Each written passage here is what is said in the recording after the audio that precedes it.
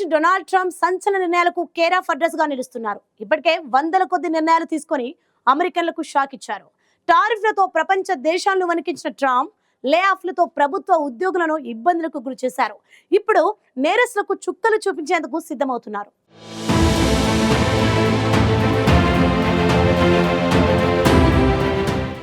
Donald Trump అమెరికాలోని నేరస్తులకు చుక్కలు చూపించేందుకు సిద్ధమవుతున్నారా అంటే జరుగుతున్న పరిణామాలు చూస్తుంటే అలానే కనిపిస్తోంది.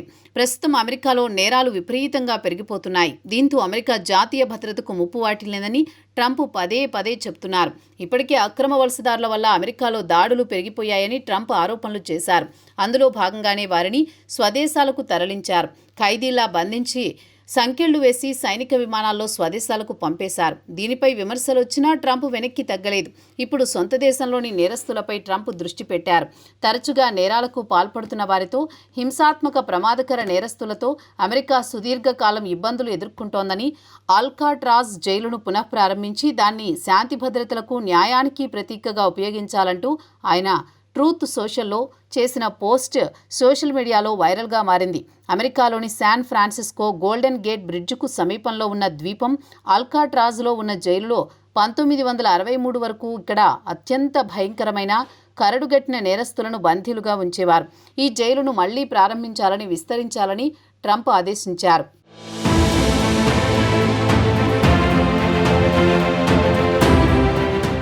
ఈ జైలును పునఃప్రారంభించేందుకు వీలుగా ఆల్కాట్రాజ్ను విస్తరించి పునర్నిర్మించాలని బ్యూరో ఆఫ్ ప్రిజన్స్తో పాటు department of justice, FBI, homeland security విభాగాలను ట్రంప్ ఆదేశాలు జారీ చేశారు. వాస్తవానికి ఆల్కాట్రాజ్ తొలుత నౌకాదళ రక్షణ కోట. 20వ శతాబ్దం తొలినాళ్లలో దీన్ని పునర్నిర్మించి సైనిక కారాగారంగా మార్చారు.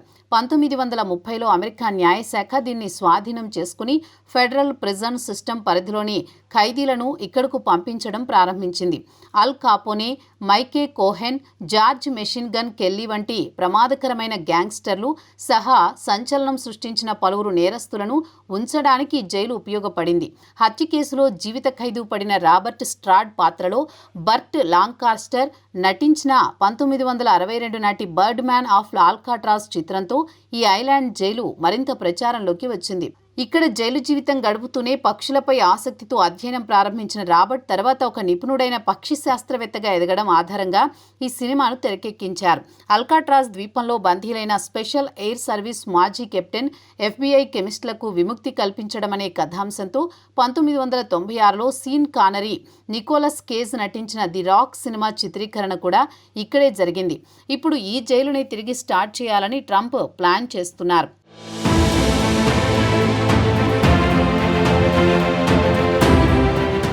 1963లో ఈ జైలును అధికారులు మూసివేశారు. మిగతా జైళ్లతో పోలిస్తే ఈ జైలు నిర్వహణా భారం మూడింతలు అధికమవుతోంది.